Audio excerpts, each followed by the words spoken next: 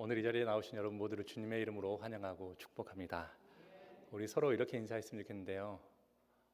서로 인사하기 전에 먼저 우리 가슴에 이렇게 손을 얹고, 네, 하나님이 나와 함께 하십니다. 이렇게 함께, 하나님이 나와 함께 하십니다. 우리 옆에 분을 보시면서 하나님이 당신과 함께 하십니다. 네, 우리 손을 양손을 딱 펼치면서 우리 모두를 향하여 하나님이 우리와 함께 하십니다. 네, 삶의 자리에서 늘 함께 하시는 하나님을 기억하고 또 알아차리는 저와 여러분의 삶이 될 수 있기를 간절히 소망합니다.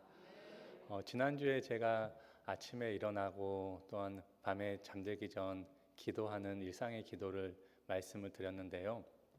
혹시 그렇게 기도해 보신 분 계신가요?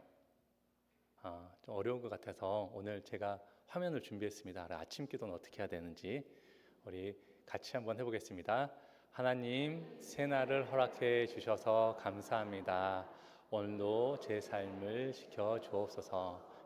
아침에 일어날 때 일어나기 힘들잖아요. 그런데 이렇게 짧은 기도, 하나님께서 새날을 허락해 주시면 감사하고 오늘 하루도 지켜달라고 기도하시면 될 것 같고요. 또한 하루를 마치면서 잠자리에 들기 전에 또 이렇게 기도했으면 좋겠습니다. 화면 준비했거든요. 함께 기도하겠습니다. 하나님, 오늘 하루도 지켜주시니 감사합니다. 밤사이에도 영혼을 지켜주소서. 이렇게 하나님을 기억하며 하나님으로 시작하여 또 하나님으로 마무리하는 저와 여러분의 삶이 될 수 있기를 바랍니다. 제가 이제 금호교회에 온 지도 거의 한 3개월이 되어 가는데 최근 들어 제 마음 가운데 계속해서 울려 퍼지는 단어가 있다면 바로 자격이라는 단어입니다. 부족하고 흠 많고 연약한 우리를 불러서 하나님께서 하나님의 자녀로 삼아 주셨는데 우리가 참 자격 없는 존재인데 왜 하나님께서는 우리에게 하나님의 자녀가 되는 이 자격을 허락하여 주셨을까? 분명히 우리는 자격이 없는 자인데 그런 생각을 계속하게 되었습니다. 우리가 인생을 살아가는 데 있어서 자격이 필요하죠. 우리가 신앙생활 하면서 교회 안에서도 직분을 받기 위해서는 직분에 맞는 자격이 필요합니다. 목사가 되기 위해서, 또 장로가 되기 위해서, 권사가 되기 위해서, 안수집사가 되기 위해서, 또 집사가 되기 위하여서, 또한 세례를 받기 위하여서도 어떤 자격들이 다 필요로 하는 것들이 있습니다. 목사도 그냥 되는 게 아닙니다. 목사도 대학을 나오고 신학대학원에서 3년 또 공부해야 하고 또 졸업하면 전임 사역을 2년 이상 꼭 해야 하고 목사고시도 합격해야 하고 그래야지 목사라는 이름을 얻을 수 있는 안수를 받게 됩니다. 저도 그렇게 됐습니다. 네. 근데 이런 자격만 주어진다고 해서 좋은 목회자가 될 수 있을까요? 그런 이제 고민이 계속 되는 거죠. 목사라는 자격이 있기 때문에 하나님 앞에 바로 서면고 또 이렇게 말씀을 전하며 살아가는가? 아니면 더 많은 기도하고 말씀을 깊이 아는 사람이 목사라는 안수는 받진 않았지만 그 직은 얻지 못했지만 더 말씀을 잘 전하고 사람들의 마음을 더 위로해 준다면 자격이 없음에도 불구하고 하나님께서 또 그 사람을 나름대로 쓰고 있지 않는가라는 그런 생각을 계속하게 된다는 거죠. 우리의 삶의 자리에서도 이런 자격이 있는지 없는지에 대한 고민은 계속하게 됩니다.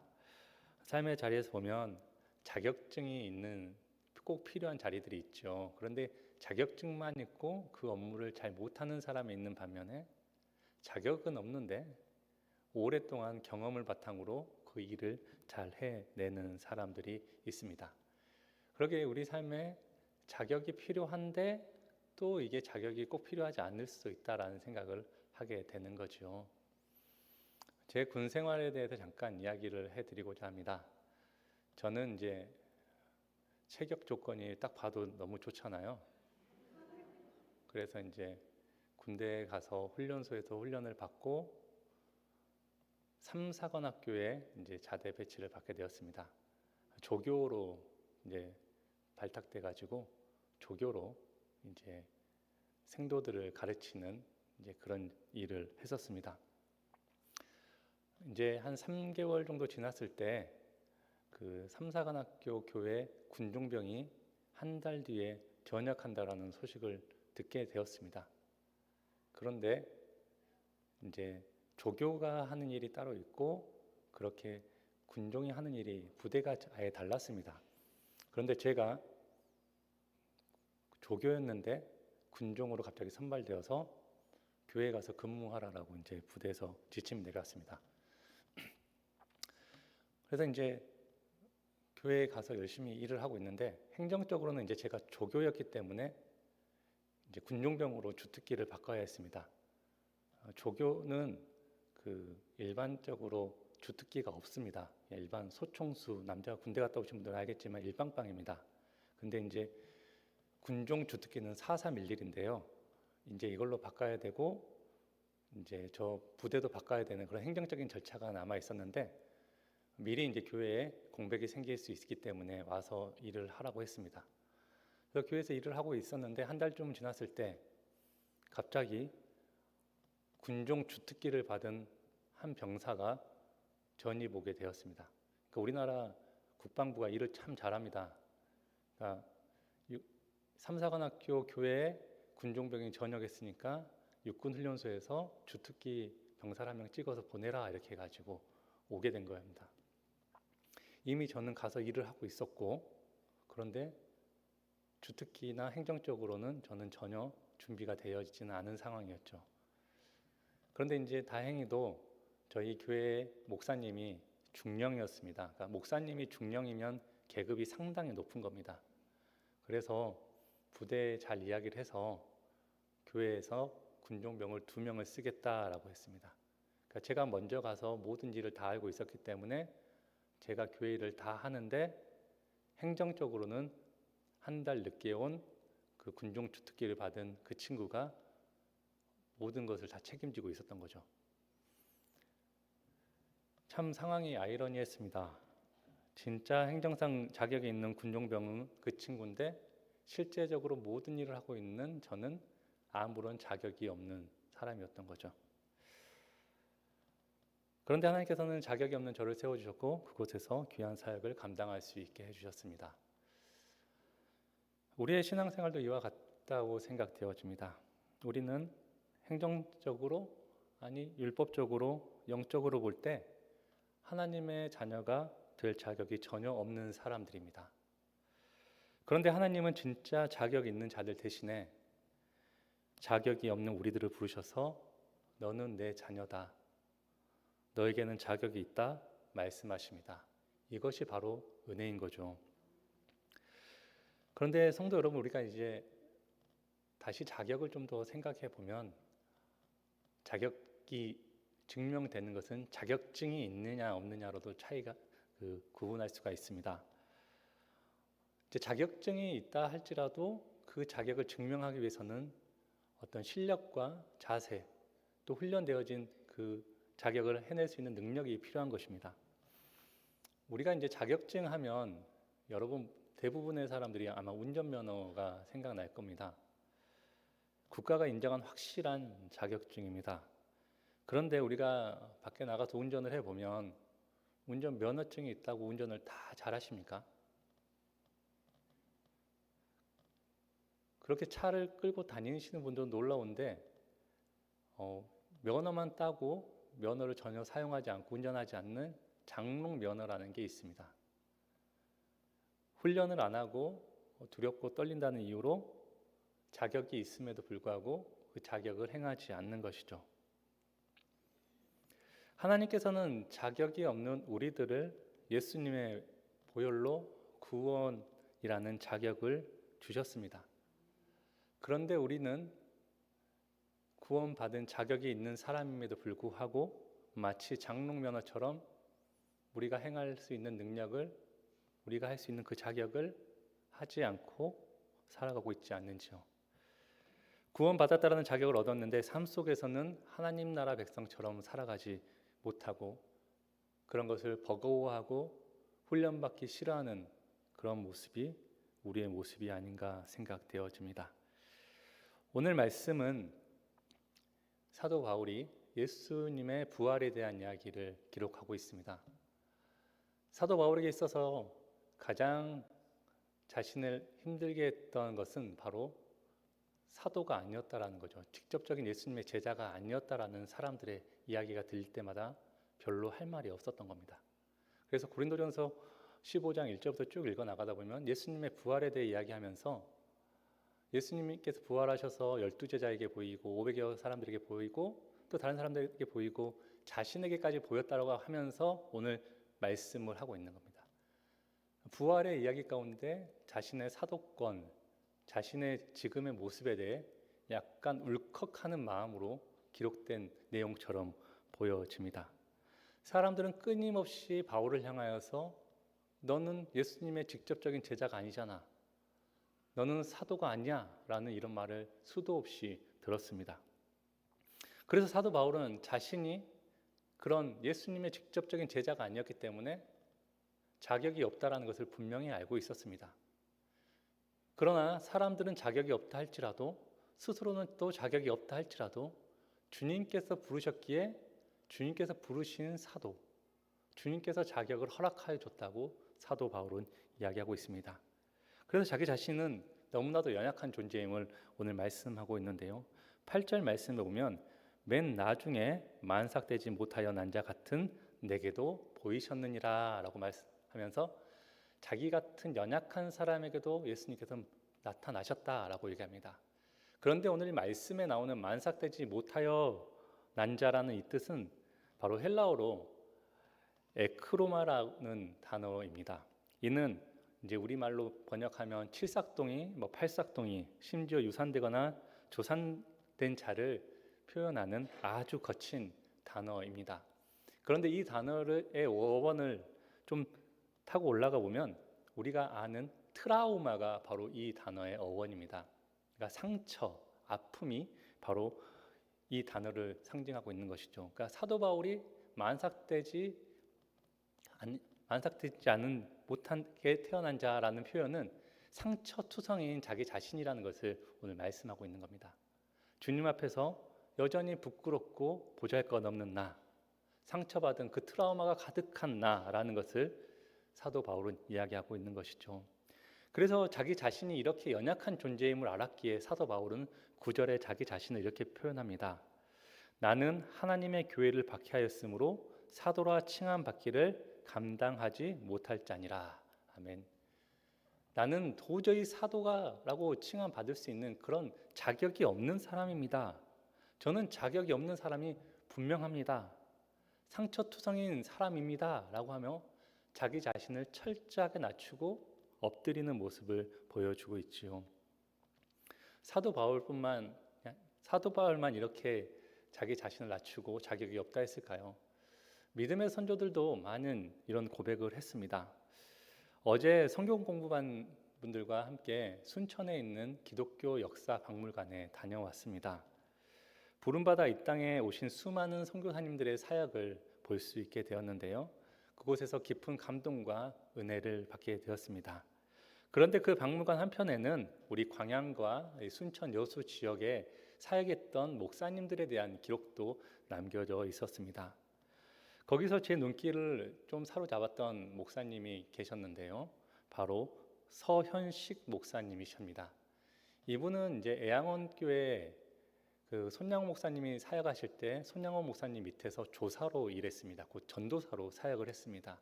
그리고 손양호 목사님께서 그 순교를 당하신 이후에는 애양원교회에서 목회를 하셨던 목사님이십니다. 또 여러분이 아실 수 있는데 여수에 가면 산돌교회가 있습니다. 그 교회를 설립하신 목사님이 바로 서현식 목사님이십니다. 이 목사님은 우리가 속해 있는 순천노회 47회기 노회장도 역임하신 목사님이십니다. 그런데 그런 역사관에 가서 보면 이런 인물들에 대한 이제 스토리 같은 것을 짧게나마 적어놓죠. 그러니까 그분에 대한 인상적인 사건들, 업적들을 적어놓습니다. 제가 참 인상 깊어서 어제 사진을 찍어왔는데요. 한번 화면 보여주시겠습니까?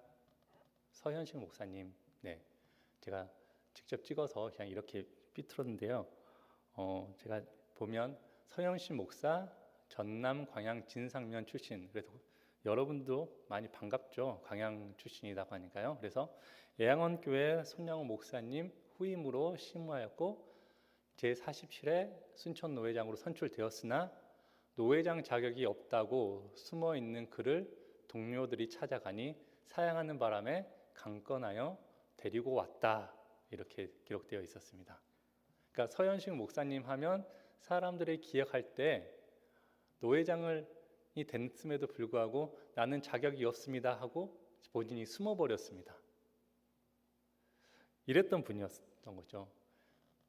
그런데 이 글귀를 볼 때 우리 마음이, 제 마음이 얼마나 무겁고 또 찡하고 부끄러웠는지 모릅니다. 노회장이라면 다들 목사님이라면 한 번씩은 해보고 싶어하는 자리입니다. 정치를 해서 어떻게든지 해보고 싶어하는 그런 자리죠. 그런데 서현식 목사님은 스스로 나는 그런 자격이 없다 하며 뒤로 숨으셨습니다. 오죽하면 동료들이 숨어있는 그 목사님을 찾아가 사정사정하고 데리고 와서 그 자리로 앉혔겠습니까? 참으로 아름답고 의미 있는 신앙의 선배의 모습이죠.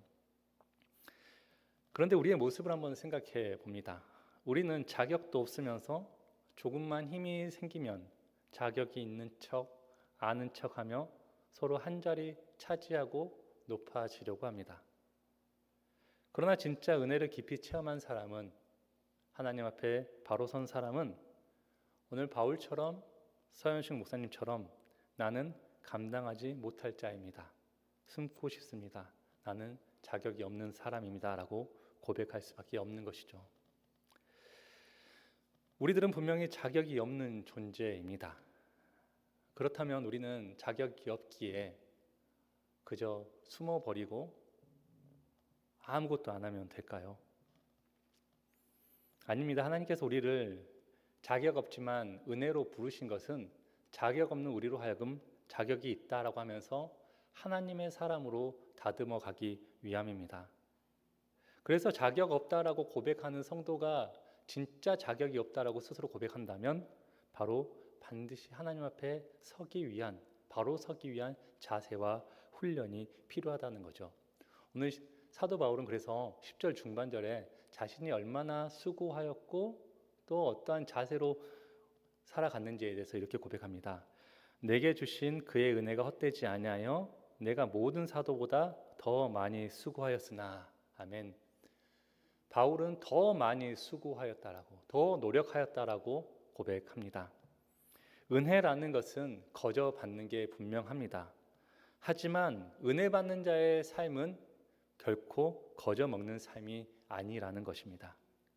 자격 없는 나에게 자격을 주셨다면 그 자격을 부여하신 주님의 뜻에 따라 누구보다도 치열하고 누구보다 수고하고 노력하는 자세가 우리에게 필요하다라는 것입니다.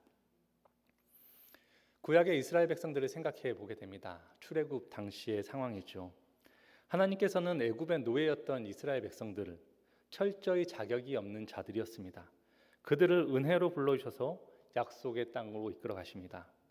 이제 노예였던, 한낱 노예에 불과했던 그들을 만왕의 왕이신 우리 하나님께서 이끌어 가십니다. 그런데 그들이 하나님께서 선택해 주시고 자녀 삼아 주심에 감사하고 찬양하고 하나님만 높이며 살아가면 얼마나 좋았을까요? 그런데 그들은 훈련되지 못하며 바른 자세로 살아가지 못하였습니다. 광야에서 조금만 배가 고프면 또 목이 마르면 모세를 원망했습니다. 다시 노예 시절로 돌아가 고기를 먹고 살고 싶다라고 이야기하죠. 또한 모세가 보이지 않자 하나님을 외면하고 금송아지 우상을 만들어서 절하기도 했습니다. 구원받은 자, 자격 없는 자, 그들이 훈련되는 모습이라고는 어느 것 하나도 찾아볼 수 없었던 아주 보잘것없는 모습이었습니다. 하나님께서는 그들의 이런 모습을 아시고 바른 자세를 위한 율법을 주신 것입니다. 그런데 제가 지금 출애굽할 때 이스라엘 백성들의 이야기를 하지만 바로 이런 모습이 저와 여러분의 모습입니다. 우리는 구원받았다는 이유만으로 하나님 말씀대로 살아가는 신앙의 훈련과 신앙의 수고는 하지 않으려고 하고 그저 편하게 살아가고 오히려 하나님의 은혜는 저버린 채 불평과 불만을 하고 살아갑니다. 이제 우리의 신앙을 다시 한번 돌아보면서 하나님께서 이스라엘 백성들에게 율법을 통하여 신앙의 바른 자세를 갖게 하셨다라면 우리에게는 예배를 통하여서 하나님을 기억하는 삶, 하나님 앞에 부족하지만 하나님께서 쓰시겠다 하는 삶을 깨닫는 은혜를 허락하여 주셨습니다. 그러기에 우리는 우리의 뜻대로 우리의 생각대로 살아가는 삶이 아니라 우리 자아를 꺾고 그 마음 가운데 하나님의 말씀을 채우는 그런 삶을 살아가야 한다는 것이죠. 오늘 사도 바울이 내가 모든 사도보다 더 많이 수고하였다라는 고백은 자신의 업적이나 공로를 자랑하기 위함이 결코 아닙니다. 자격 없는 자기를 불러주신 그 은혜가 크고 너무나도 감사하여 그 사랑에 보답하기 위해 남들보다 더 무릎 꿇고 더 땀 흘리며 치열하게 영적 훈련을 감당했다라는 눈물의 고백이라는 것입니다.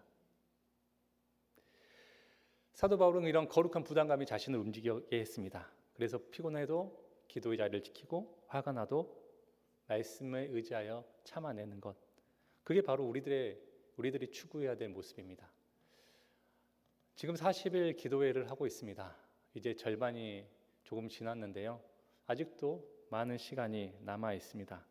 이제 육신적으로도 많이 피곤하고 힘든 상황입니다. 하지만 하나님의 은혜를 아는 사람이라면 바울처럼 더 많이 수고하는 거룩한 노력의 자세를 기꺼이 해내야 합니다. 이 훈련의 자세가 우리 모두에게 온전히 나타날 수 있기를 바랍니다. 이제 사도 바울은 자격 없는 자였지만 하나님이 자격 있다 하셨기에 정말 열심히 살아왔던 모습을 우리에게 보여줬습니다. 그런 사도 바울은 이러한 수고를 한 뒤에 이렇게 고백하죠. 10절 하반절입니다. 내가 한 것이 아니요 오직 나와 함께 하신 하나님의 은혜로다. 아멘. 일본에서 시작된 무인 양품이라는 생활용품 브랜드가 있습니다. 그러니까 우리가 가끔 부산이나 서울 같은 데 가면 무지라고 되어 있는 그 브랜드가 있는데요. 그게 바로 무인양품이라는 브랜드입니다. 이 브랜드의 핵심 가치는 또 디자인 컨셉이 뭐냐면 바로 이 정도면 충분합니다 입니다. 그러니까 더 화려하게 꾸미려고 하지 않고 그래서 불필요한 것들은 다 제하고 꼭 필요한 것으로만 이제 그런 심플한 걸로만 승부를 거는 것이죠. 심플한 겁니다. 심플한 거. 더 채우지 아니하고 이 정도면 괜찮다라고 하면서 점점 걷어내는 겁니다. 오늘 사도 바울의 고백이 이런 모습인 거죠. 자신의 업적과 자랑, 자신이 했던 일을 자랑하는 것이 아니라 오직 하나님의 은혜입니다. 내가 한 것이 아니라 하나님이 하셨습니다. 하나님이면 충분합니다 라고 고백하는 것이죠. 자격 없는 자는 자신의 힘과 어떤 능력으로 살아가는 것이 아닙니다. 나를 지금 이 자리에 있게 하신 그분의 능력으로 살아가는 것입니다. 그러기에 우리의 삶에 내가 했다라는 이러한 어리석은 포장들, 교만의 포장들은 다 떼어내고 오직 하나님의 은혜면 충분합니다 라는 이렇게 고백하는 우리의 성도님들이 될 수 있기를 바랍니다. 우리 모두는 자격이 없는 사람들입니다. 지금 이 자리에 있는 것 바로 하나님의 은혜입니다. 하나님은 우리에게 자격이 있다 하지만 여전히 우리는 자격이 없는 자임을 알고 있습니다. 그 자격 없음을 인정하고 부족한 모습으로 주님 앞에 한 걸음 한 걸음 더 나아가는 것이 바로 우리의 신앙입니다. 늘 겸손하게 자기 자신을 낮추고 수고와 헌신의 길로 나아가는 저와 여러분이 됐으면 좋겠습니다. 오늘 말씀을 마무리할 때 우리 10절의 말씀을 함께 읽으며 마무리하고 싶습니다.